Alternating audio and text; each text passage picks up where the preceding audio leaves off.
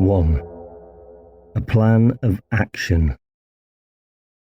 Everywhere there was the sound of water. In places it was no more than a faint whisper, heard only because of the great stillness all around. In others an eerie, distant rumbling, like the voice of a giant talking to himself in the bowels of the earth. But there were places, also, where its rushing was clear and loud, and the actual torrent was visible by the light of oil lamps flinging itself down dark, rocky watercourses or spilling in a fall over a sheer edge of stone, and places where the water lay calm in long black reaches, its sound muted to a monotonous drip, drip, drip, which had continued for centuries and would continue for as many more. I was relieved from guard to go to the conference, and so went through the dimly lit tunnels late and alone. The work of nature here mingled with the work of man.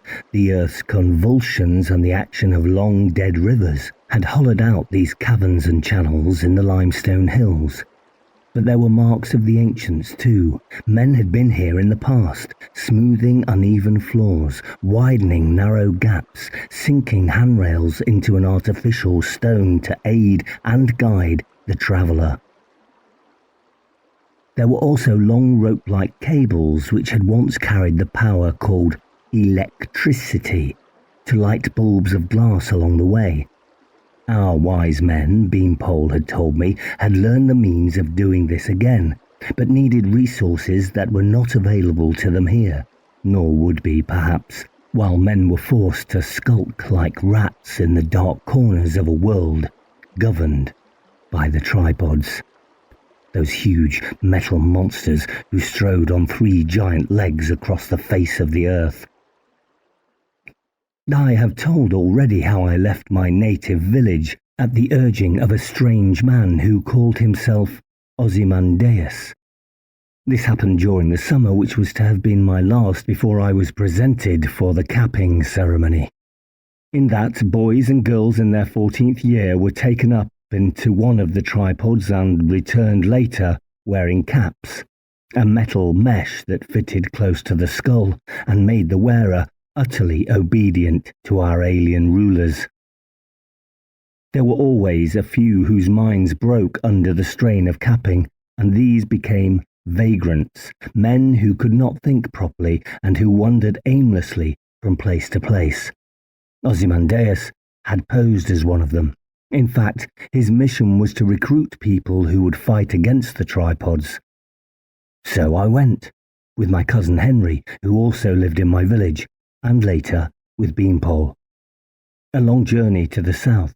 His real name was John Paul, but we nicknamed him Beanpole because he was so tall and thin.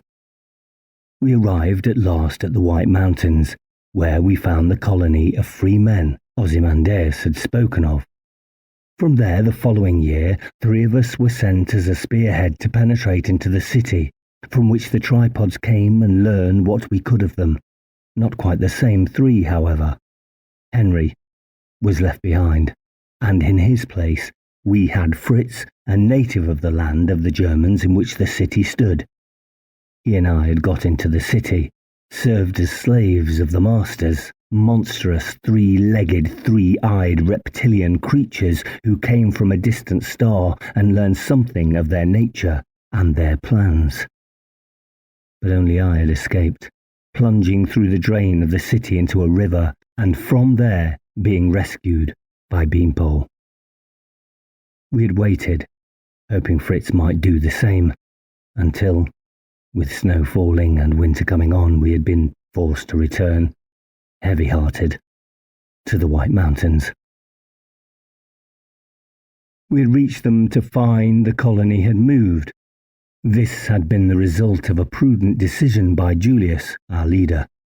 He had foreseen the possibility of our being unmasked by the enemy, and of our minds being ransacked once we were helpless in their grasp. So, without telling us of it, the plan had been formed to evacuate the tunnel in the White Mountains, leaving only a few scouts to await our hoped-for return. The scouts had discovered Beanpole and myself as we stared miserably around the deserted fortress and had led us to the new headquarters. This lay a long way to the east, in hilly rather than mountainous country. It was a land of narrow valleys, flanked by barren, mostly pine-wooded hills. The Capt kept to the valley floors, we to the ridges. We lived in a series of caves that ran tortuously for miles through the heights. Fortunately, there were several entrances. We had guards on them all, and a plan for evacuation in case of attack. But so far all had been quiet. We raided the Capt for food, but were careful to have our raiding parties travel a long way from home before they pounced. Now Julius had called a conference, and I, as the person who had seen the inside of the city, seen a master face to face, was summoned from guard duty to attend it. In the cave where the conference was held, the roof arched up into a darkness that our weak lamps could not penetrate. We sat beneath a cone of night in which no star would ever shine. Lamps flickered from the walls, and there were more on the table, behind which Julius sat with his advisors on roughly carved wooden stools. He rose to greet me as I approached, although any physical action caused him discomfort, if not pain. He had been crippled in a fall as a child and was an old man now, white-haired but red-cheeked from the long years he had spent in the thin bright air of the White Mountains. "Come and sit by me, Will," he said. "We are just starting." It was a month since Beanpole and I had come here. At the outset I had told all I knew to Julius and others of the council, and handed over the things, samples of the master's poisonous green air and water from the city, which I had managed to bring with me. I had expected some kind of swift action, though I did not know what. Swift I thought it had to be. One thing I had been able to tell them was that a great ship was on its way across space from the homeworld of the Masters, carrying machines that would turn our Earth's atmosphere into air which they could breathe naturally, so that they would not have to stay inside the protective domes of the cities. Men and all other creatures native to the planet would perish as the choking green fog thickened. In 4 years, my own master had said, it would arrive, and the machines would be set up. There was so little time. Julius might have been speaking to me, answering my doubts. He said, "Many of you are impatient, I know. It is right that you should be. We all know how tremendous a task we face, and its urgency. There can be no excuse for each action unnecessarily delayed, time wasted. Every day, hour, minute counts. But something else counts as much or more, and that is forethought. It is because events press so hard on us that we must think and think again before we act. We cannot afford many false moves. Perhaps we cannot afford any. Therefore, your council has deliberated long and anxiously before coming to you with its plans. I will give you them in broad detail now.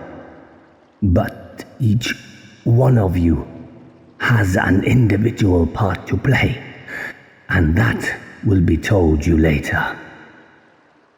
He stopped, and I saw that someone in the semicircle in front of the table had risen to his feet. Julius said, "Do you wish to speak, Pierre? There will be opportunity later, you know." Pierre had been on the council when we first came to the White Mountains. He was a dark, difficult man. Few men opposed Julius, but he had done so. He had, I had learned, been against the expedition to the City of Gold and Lead, and against the decision to move from the White Mountains. In the end, he had left the council, or been expelled from it. It was difficult to be sure which. He came from the south of France, from the mountains which border to Spanish land. He said, "What I have to say, Julius, is better said first than last."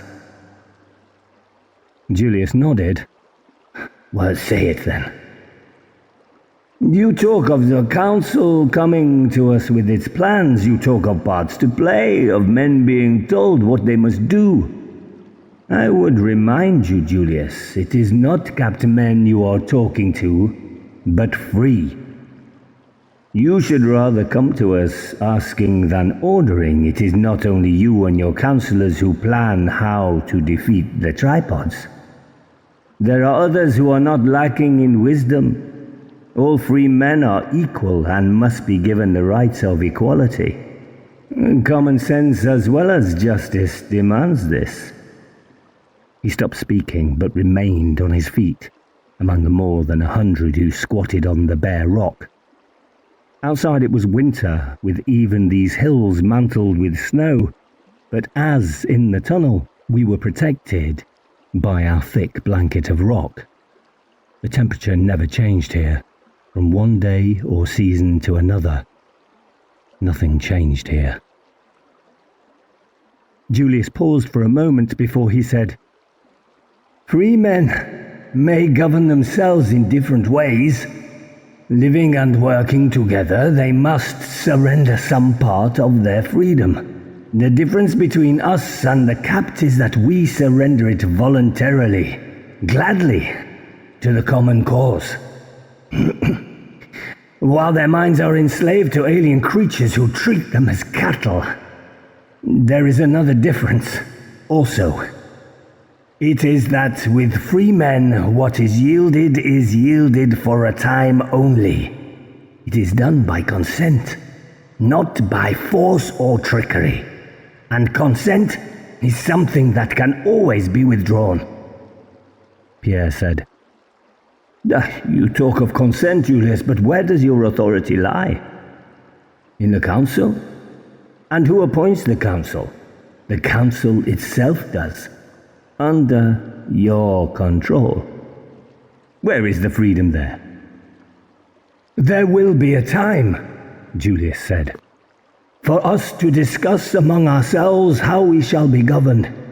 That day will come when we have destroyed those who now govern humanity all over the world. Until then, we have no room for squabbling or dispute." Pierre began to say something, but Julius raised a hand and silenced him. "Nor do we have room for dissension or the suspicion of dissension. Perhaps what you have said was worth saying, whatever the motive with which you said it. Consent among free men is given and can be withdrawn. It can also be affirmed. So I ask, will any man who wishes to challenge the authority of the council and its right to speak for this community rise to his feet?" He stopped. There was silence in the cave apart from the shuffle of a foot and the unending distant roar of water. We waited and watched for a second man to get to his feet. None did. When time enough had gone by, Julius said, "You lack support, Pierre. Today, but perhaps not tomorrow." Julius nodded. "You do well to remind me, so I will ask for something else. I ask you now to approve this council as your government until such a time as those who call themselves the masters are utterly defeated." He paused. "Will those in favor stand up?" This time, all stood. Another man, an Italian called Marco, said, "I vote the expulsion of Pierre for opposing the will of the community." Julius shook his head. No expulsions. We need every man we have, every man we can get. Pierre will do his part loyally, I know that. Listen, I will tell you what we plan, but first I would like Will here to talk to you of what it is like inside the city of our enemies. Speak, Will. When I had told my story to the council, I'd been asked by them to keep silent to others for the time being. Normally this would not have been easy. I am talkative by nature, and my head was full of the wonders I'd seen inside the city. The wonders and the horrors. My mood, though, had not been normal. On the way back with Beanpole, my energies had been taken up by the arduousness and uncertainty of the journey. There had been little time in which to brood, but after we had come to the caves it had been different. In this world of perpetual lamplit night, of echoing silences, I could think and remember and feel remorse. I found I had no wish to talk to others of what I had seen and what had happened. Now, under Julius's instruction to speak, I found myself in confusion. I spoke awkwardly, with many stops and repetitions, at times almost incoherently. But gradually, as I continued with my story, I became aware of how closely they were all listening to it. As I went on, also, I was carried away by my recollection of that terrible time, of what it had been like to struggle under the intolerable burden of the masters. Heavier gravity, sweating in the unvarying heat and humidity, watching fellow slaves weaken and collapse under the strain, and, knowing this would almost certainly be my own fate in the end, as it had been Fritz's. When I had finished and sat down, there was a silence in my audience that told how deeply the story had affected them. Then Julius spoke again. I want you to listen to Will for several reasons. One is that what he says is the report of someone who has actually witnessed the things of which he tells. You have heard him and you know what I mean. What he has described to you, he has seen. Another reason is to hearten you. The masters are possessed of tremendous power and strength. They have traveled the unimaginable distances that lie between the stars. Their lives are so long that ours, by comparison, seem like the dance of mayflies for a brief day over a tumbling river. And yet, he paused and looked at me with a little smile. And yet Will, an ordinary boy, no brighter than most, a trifle on the small side, Will has struck at one of these monsters and seen it collapse and die. He was lucky, of course. There is a place where they are vulnerable to a blow, and he was fortunate enough to discover it and to strike there. The fact remains that he killed one of them. They are not all powerful. We can take heart from that. What Will managed by luck, we can achieve by planning and resolution. This leads me to my third point, my third reason for wanting you to hear Will's story. It is that essentially it is a story of failure. He was looking at me, and I felt myself flushing. He went on, calmly and unhurriedly. The master was made suspicious by finding in Will's room the notes he had made about the city and its dwellers. Will did not think the master would go into his room, where he would have to wear a mask to be able to breathe. But this was shallow thinking. After all, he knew his master was one who took more care of his slaves than most, and knew that he had, before his own time, arranged for small extra comforts to be installed in the refuge room. It was reasonable that he might do so again, and find the book with notes in it. His tone was level, considering, rather than critical, but the more damning for that. My shame and embarrassment grew as I listened to him. Will was able, with Fritz's help, to salvage a great deal from the situation. He escaped from the city and returned with information whose value to us is beyond computing. But still more could have been gained. His eyes were on me again. And with time to plan things better, Fritz might have come back too. He passed on to Will as much as he could of what he had learned, but it would have been better if he had been able to testify himself, because every tiny item counts in the struggle. Julius spoke then of the short time we had, of the ship already on its way toward us through the far depths of space, and of the final death for all earthly things which it could bring with it. And he told us what had been decided by the council. The most important thing was to speed up tenfold, 100-fold, eventually 1,000-fold our efforts to win the young, those still not capped, to our side. To do this, as many as possible must go out, winning over and teaching young people all over the world. Cells of resistance must be set up, and must create other cells. The council had maps and would give instructions where to go. Particularly, we must aim at establishing opposition groups in the neighborhood of the other two cities of the Masters. 1,000s of miles across land to the east, the other on the far side of the great ocean to the west. There were problems of languages which would have to be overcome. There were other problems of survival, of organization, which might seem, at first sight, insuperable. They were not insuperable because they must not be. There could be no weakening, no despair, nothing but a determination to give every last ounce of energy and strength to the cause. This course obviously involved a risk of alerting the Masters to the opposition that was developing.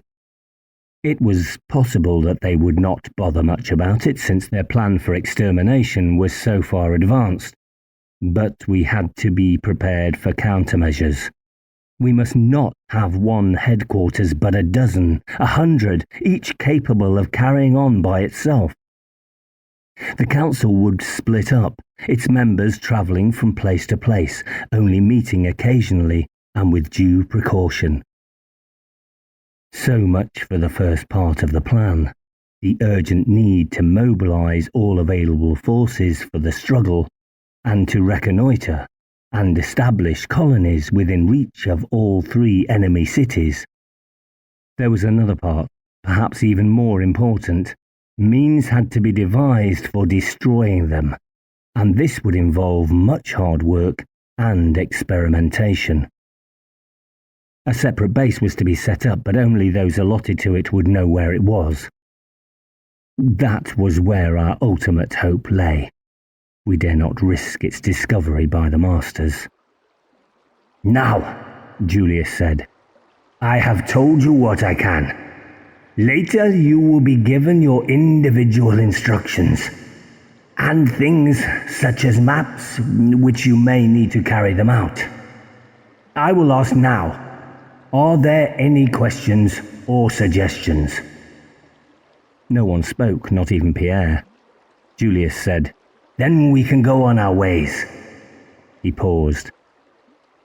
This is the last time we shall meet together in such an assembly, until our task is completed. The only final thing I would say is what I have said already.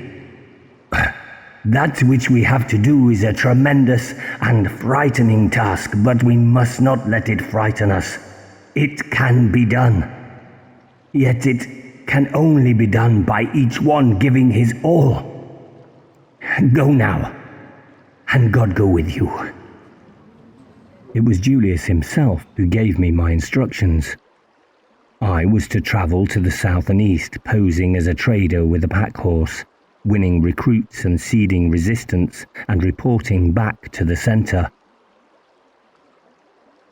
Julius asked, "Is it clear to you, Vil?"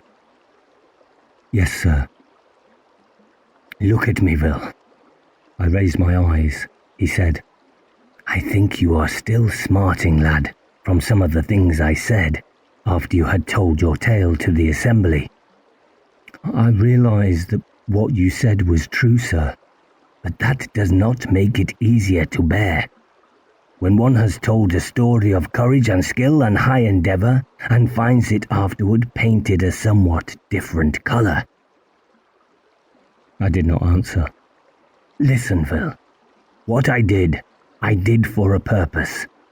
The standards we set ourselves must be high, to a point of near impossibility.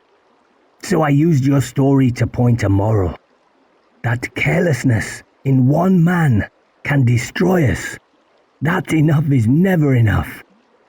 That there can be no complacency, however much is achieved, because there is always more to achieve.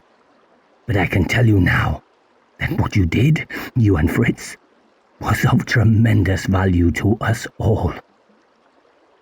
I said, "Fritz did more, and Fritz did not come back." Julius nodded. "It is a thing you have to suffer. But what matters is that one of you came back, that we did not lose a year out of the brief time we have. We all have to learn to live with our losses and to use our regrets to spur us on in the future." He put a hand on my shoulder. "It is because I know you that I can say you did well. You will remember it, but you will remember my criticism more clearly and for longer. Isn't that true, Vil?" "Yes, sir," I said. "I think it is true." The three of us, Henry, Beanpole and I, met at the place we had found where there was a fissure high up in the rock, through which a little weak daylight filtered. Just about enough for us to make out each other's faces without the need of lamps. It was some distance from those parts of the caves which were in general use, but we liked going there because of the reminder that the world outside, normally only glimpsed during guard duty at one of the entrances, really did exist. That somewhere there was light and wind and weather in place of this static blackness and the rumble and whisper and drip of the underground water. One day, when there must have been a violent storm blowing outside, a fine mist of rain was driven through the crack and filtered down into our cave. We turned our faces up to it, relishing the cool dampness and imagining we could smell trees and grass in it. Henry said, "I'm to go across the Western Ocean. Captain Curtis is taking us in the Orion. He will pay off his crew in England except for the one who is false cap like myself, and those two will sail her down to a port in the west of France, where we shall join them. 6 of us. The land we're going to is called America, and the people there speak the English tongue. What about you, Will?" I told them briefly. Henry nodded, clearly thinking his own the better and more interesting mission. I agreed with him in that, but I did not care much either. Henry said, "And you, Beanpole?" "I don't know where." "But they've allocated you, surely?" He nodded. "To the research base." It was what one should have expected. Beanpole obviously was the sort they would need to work things out for the attack against the Masters. The original trio, I thought, really would be split up this time. It did not seem to matter a great deal. My mind was on Fritz. Julius had been quite right. It was what he had said in criticism that I remembered and, remembering, was shamed by.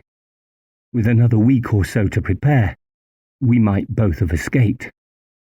It was my carelessness that had precipitated matters and led to Fritz being trapped. It was a bitter thought, but inescapable. The other two were talking, and I was content to let them. They noticed this in time. Henry said, "You're very quiet, Will. Anything wrong?" "No." He persisted. "You've been quiet altogether lately." Beanpole said, "I read a book once about those Americans to whose land you will be going, Henry. It seems they have redskins and go about dressed in feathers, and they carry things like hatchets and play on drums, that they go to war and smoke pipes when they want to be peaceful." Beanpole was usually too much interested in objects, in the way they worked or could be made to work, to pay any great attention to people, but I realised that he had noticed my unhappiness and guessed the cause of it. After all, he had shared with me the vain wait outside the city and the journey home, and was doing what he could to distract Henry from questioning and me from brooding. I was grateful for that, and for the nonsense he was talking. There were many things to do before I could set off. I was instructed in the ways of a packman, taught something of the language in the countries I would visit, advised on how to set up resistance cells and what to tell them when I moved on. All this I took in conscientiously and with a determination to make no mistakes this time. But the melancholy I felt did not lift. Henry left before I did. He went in high spirits in a party that included Tonio, who'd been my sparring partner and rival before we went north to the games.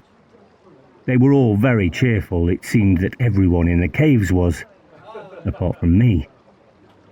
Beanpole tried to cheer me up, but without success. Then Julius called me to see him. He gave me a lecture on the futility of self-recrimination, the importance of realizing that the only good lesson to be learned from the past was how to avoid similar errors in the future. I listened and agreed politely, but the black mood did not lift. He said then, "Will, you are taking this the wrong way. You are someone who does not easily bear criticism, and perhaps least of all from yourself. But to settle into such a mood is something that makes you less capable of doing what the council requires of you." "The job will be done, sir," I said, "and properly this time. I promise that." He shook his head. "I am not sure that such a promise will serve. It would be different if you were of Fritz's temper. Yes, I will speak of him, even though it hurts you. Fritz was melancholic by nature and could tolerate his own gloom. I do not think this is so with you, who are sanguine and impatient. In your case, remorse and despondency could be crippling." "I shall do the best I can." "I know, but will your best be enough?" He looked at me in slow scrutiny. "You were to have started your journey in 3 days' time. I think we must delay it." "But sir—" "No buts, Will. It is my decision." I said, "I'm ready now, sir, and we do not have the time to waste." Julius smiled. There was something of defiance there. "So all is not lost, but you are already forgetting what I said at the last assembly. We cannot afford false moves or plans or people who are not fully prepared. You will stay here a while longer, lad." I think I hated Julius in that moment. Even when I got over it, I was bitterly resentful. I watched others leave and chafed at my own inactivity. The dark, sunless days dragged by. I knew that I must change my attitude, but could not. I tried, attempting to put on a false cheerfulness, but knew no one, Julius least of all, was deceived. At last, though, Julius called me back. He said, "I have been thinking about you, Will. I believe I have found an answer." "May I go, sir?" "Wait! Wait! As you know, some packmen travel in pairs, for company and so as to protect their goods better from thieves. It might be a good idea for you to have such a companion." He was smiling. Angry again, I said, I am well enough by myself, sir. But if it is a question of going with another or staying here, which will you choose? It was galling to think that he had regarded me as unfit to be sent out on my own, but there was only one answer that it was possible to give. I said, not without sulkiness, "Whatever you decide, sir." That's good, Vil. The one who is to go with you. Would you like to meet him now? I could see his smile in the lamplight. I said stiffly, "I suppose so, sir." In that case, his eyes went to the dark shadows at the edge of the cave, where a row of limestone pillars made a curtain of stone. He called, "You can come forward." A figure approached. I stared, thinking that the dimness of the light must be deceiving me. It was easier to disbelieve my eyes than to accept that someone had come back from the dead, for it was Fritz. He told me later all that had happened, when he had seen me plunge into the river that led out of the city under the Golden Wall. He had returned and covered my traces, as he said he would, spreading the story that I'd found my master floating in his pool and had gone right away to the place of happy release, not wishing to live once my master was dead. It was accepted, and he was ready to make the attempt to follow me out, but the hardships he had suffered, together with the extra exertions of the night we had spent searching for the river, had taken their toll. He collapsed a second time, and a second time was taken to the slaves' hospital.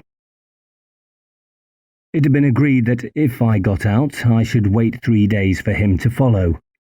More than that time had passed before he was fit even to rise from his bed, and he thought, therefore, that I would have gone on.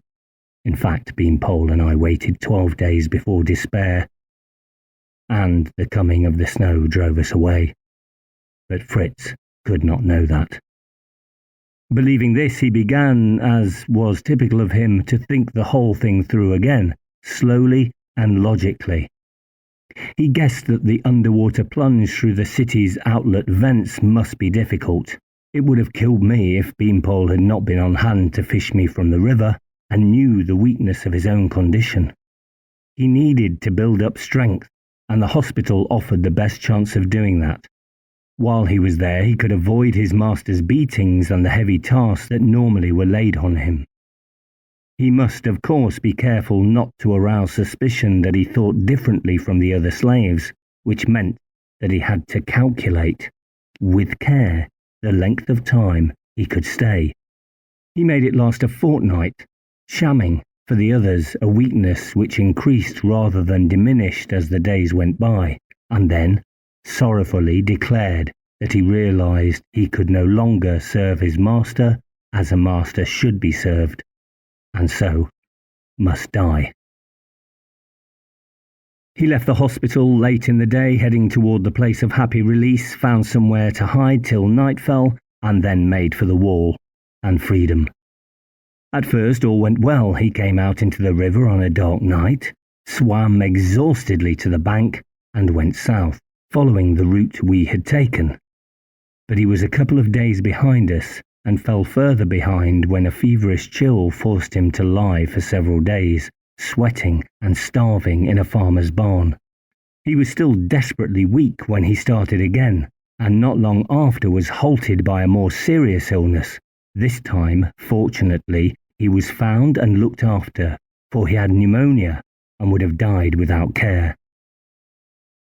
A lady took him in. Her son, some years before, had turned vagrant after his capping. She cherished Fritz because of that. At last, when he was well and strong, he slipped away and continued his journey. He found the White Mountains swept by blizzards and was forced to hide out near the valley villages for some time before he could make his way painfully up through the deep snow. At the tunnel, he was challenged by the single guard that Julius had left there, just in case. The guard had led him that morning to the caves. All this I heard from him later. At the moment of our meeting, I merely stared, incredulous. Julius said, "I hope you and your companion will get on together. What do you think, Vil?" Suddenly, I realized I was grinning like an idiot.